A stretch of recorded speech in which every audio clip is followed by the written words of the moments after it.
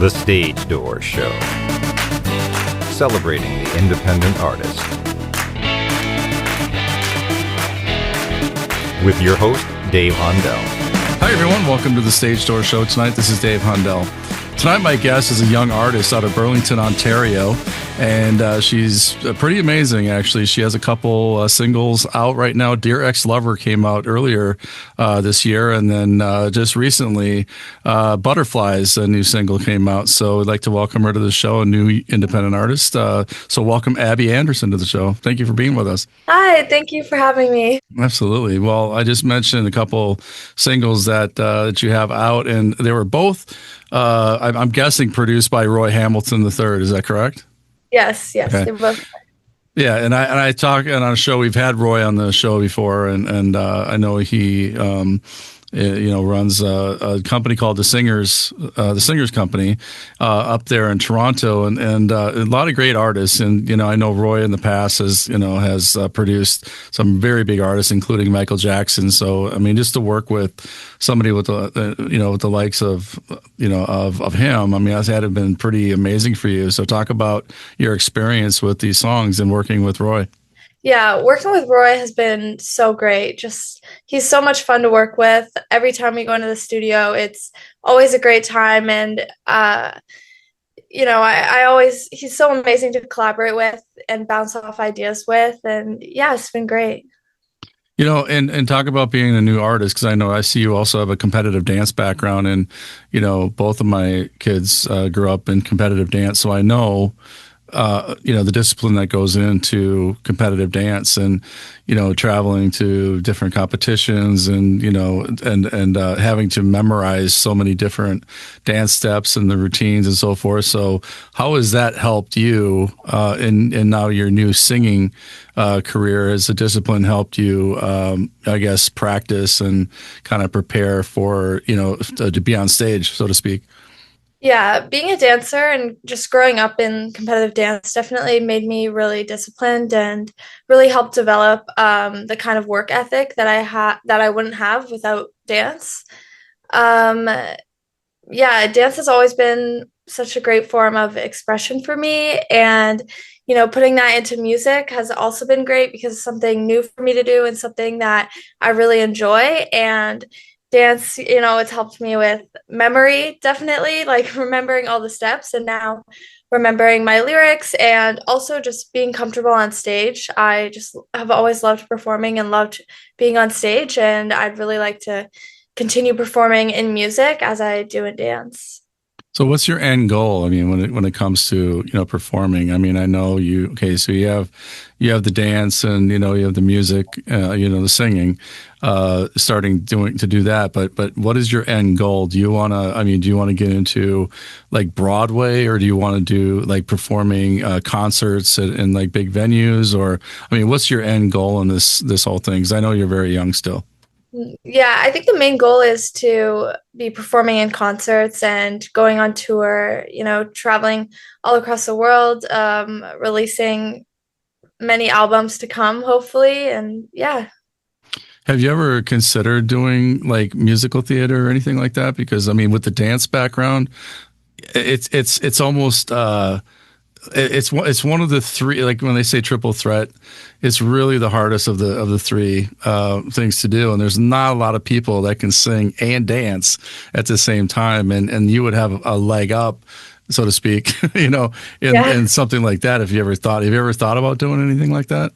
Yeah, I definitely have. I did like a musical theater camp last winter in New York, and it was like a Broadway focused camp. It's definitely something that I've always considered, and something that I still am considering, just because I love being on stage, and then I can really incorporate dance with singing.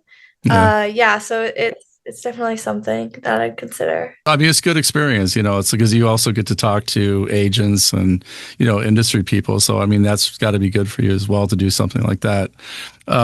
So talk about, I know you're up in Canada and Toronto.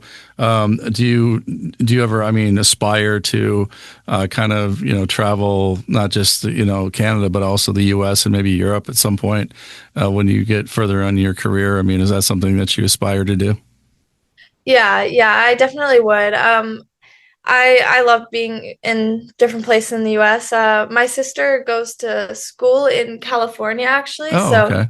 I really like California area, anywhere warm, and I would love to go to Europe. I haven't been, but it's definitely on my bucket list. Yeah, I mean, a lot of I've been in the music business for a bunch of years, and when I talk to artists, one of the biggest things that I mean, I guess one of the biggest memories they have, or one of the most fondest memories that they have, is actually performing in Europe for the audiences there.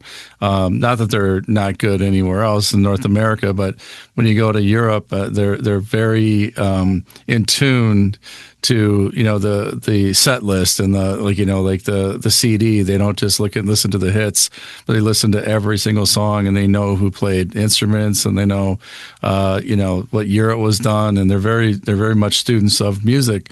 So that's something that, again, I think, as you get further into your career, that would be something that, to consider, is going possibly overseas, or Europe, UK or Germany, even Greece now is becoming a big market for music, and believe it or not, and there's a lot of really great venues to play there, and some of them aren't that big, but some of the smaller venues too attract a lot of attention, and especially in the music business over there. So again, and over there, and the charts are there's one chart. There's like here in the Billboard charts, will have several different genres. You'll have rock and country and all the different, even spoken word, all that.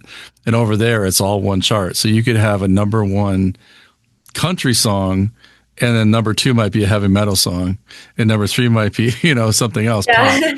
whatever. Yeah. So there's a lot of different, genres, but there's one chart over there. So again, just something to consider down the road. But speaking of different genres, have you ever thought, like, 'cause I know you're doing pop right now, is that kind of your interest is singing pop?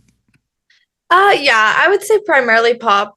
My dad really wants me to really wants me to get into country Oh, okay. because That's not a I've bad been, idea, actually. yeah, I do like country. I like Zach Bryan the most, I'd say, and Okay. I've been learning how to play guitar recently too. So I think that's why my dad is Yeah. very much thinking that I should do country. But right now, I'm primarily focused on pop. Well, that's good. I mean, and also as you get further into your career, you're going to network with people. And I think being an independent artist, one of the most important things is to build relationships and to network with other artists that aren't in your genre. I mean, because there's obviously everybody loves pop, and pop is a very, popular thing to do.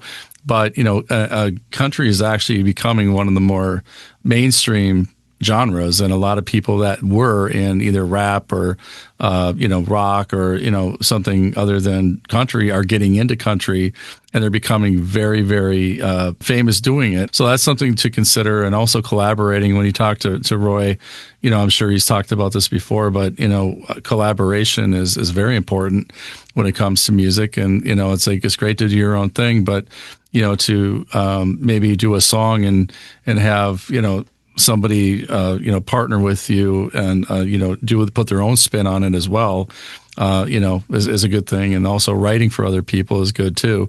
So have you kind of explored the writing piece of it as opposed to just the performing piece, and what is your process like if you do write? Yeah, so I love writing songs. I've always loved writing ever since I was a kid. Like I was always writing stories and writing little poems like for my parents or my Hmm. family or whoever. So writing songs has always come like really naturally to me. And both the songs that I've produced, I wrote them both. And my process, it's usually just me and my piano and just writing the first thing that comes down into my head, whatever's on my mind, whatever I'm thinking about at that moment, or whatever I feel like I just need to say and I need to express. That's what I start with, and then I just build from there. Do you ever come up with the melody first, or the words usually first? Usually it's the words first, or sometimes it'll be like words and melody kind of at the same time. Yeah. Yeah, Mm. I mean, some of the most famous songs were written in about an hour. I mean, like very short time, and sometimes processes the process of writing could take, up to a year, 2 years. I mean, it really depends. And so how does that come to you? Do you like get a thought in your head and you have to write it down, or does that ever happen where you're dreaming about something or you're thinking about something and you got to like get up and write it down before you forget? Yeah, for sure. A lot of the times I'll just be going about my day and then I'll get like a certain line or a certain word or some, or even sometimes like a melody, and I'll have to record it in my phone, either like on my notes app. Usually Yep. Yep. I'll just write a million different lines like whenever they pop into my head, just because I don't want to forget them. Or my voice memos app I usually use a lot. Yeah, that's a good idea, actually. That's one of the things, like, in the day back in when I was, first started doing music videos, there was some of these artists would take a tape recorder and record, they either hum it into the tape recorder or play it on the piano or on their guitar so they wouldn't forget. Because sometimes when you have a thought and you go back, it's like, oh my gosh, what was that again? How did that go? Or what was that beat? So it's always good to write it down right away. So I like that you do that. The other thing is singing, because I always talk about this to young singers because, my daughter was a singer. She had a lot of vocal training, and there's a lot of people I worked with that, either were steered the wrong direction, or maybe sang belted too hard and got nodules in their vocal cords. And this happens even to famous people, big time, singers. So what is your process for doing your vocal training? And do you do vocal rest? And what do you do to take care of your voice? Because you're young, so you don't obviously want to ruin your voice. So what do you do to practice, and what do you do to make sure that your vocals are not too much where you're going to strain them? Yeah. In terms of vocal training, before I started producing music, I was taking voice lessons for a couple years just to get my voice like where I felt like it needed to be to actually record music. And now I kind of just take voice lessons on and off whenever I feel like I need it, or I need like a little touch up, or sometimes if there's something that I'm working on or something that I feel like I need to work on, I'll even just look up like videos on YouTube and just see what other people have to say, certain exercises that I'll find, and just like resting my voice whenever I need it. So not ever putting too much strain on my voice. A lot of the times to practice, I'll just go on karaoke and just sing my favorite songs and work on them until I feel like I've done them to a certain degree. Mm-hmm. But yeah, just resting my voice. And before recording, I usually take like honey or have like Halls or something just to make sure my voice feels good. Yeah, that's good. I mean, like I said, I can't stress that enough because I've been around it a lot, and it's just the vocal. Taking care of your vocals is so important. It's so important. Yeah. And so just take care of that because you're young. You don't need nodules on your vocal cords this young. So but yeah, with that being said, who's your influences? Like who's some people that you like to listen to that kind of inspire you to either write music or to perform? I really like Billie Eilish. I think her music is just so creative. She's just so incredibly talented, and I saw her perform live too whenever she came to Toronto, and she was just incredible, like an incredible performer. Yeah. Other than Billie Eilish, I really like Olivia Rodrigo. Her writing is just incredible. Her lyrics are just really relatable and just like really clever. She's a really talented performer. So those are great influences. I mean, those are great singers, great. I mean, it's nice too because they're unique in their own way. Which brings me to my next question. Obviously you perform a lot, but again, you're at the stage of your career when you have to start as a business, because music business is just that, it's a business, and you have to think of it that way. So how do you market yourself? Because I know you have a great bio and EPK, but how do you market yourself? To make sure that whoever's going to book you is getting the information that they need to understand exactly what kind of artist you are. So how do you market yourself? I try and do a lot of marketing promotion like on my social media, recording videos, me like lip syncing my song or just promoting that I have music out there just to really get the word out. And yeah, then I always want to make sure that I have a strong bio and that I have strong headshots that I feel like reflect, how I look at this current moment. Like they're not too dated, or, I don't have super unnatural makeup that doesn't look like me, because I want them to really see me for what I actually look like. And then, because I don't want to meet them and then they're like, well, you look nothing like your headshot. So Yeah. Yeah. really good headshots. And yeah, having a really strong bio and just really marketing, yeah, on social media. Yeah, I mean that's a good way to do it. I mean, social media is like, if you don't know hashtags and and tagging people, you're going to be behind other people that might get more hits or views or that type of thing. So it's super important to have that behind you. So what kind of support do you get from you talk about your dad earlier, and I know I think your mom sent me a couple things too on you earlier. So I know you probably have a big support from your parents, but talk about the support system, not just your parents, but friends and family. What kind of support do you have?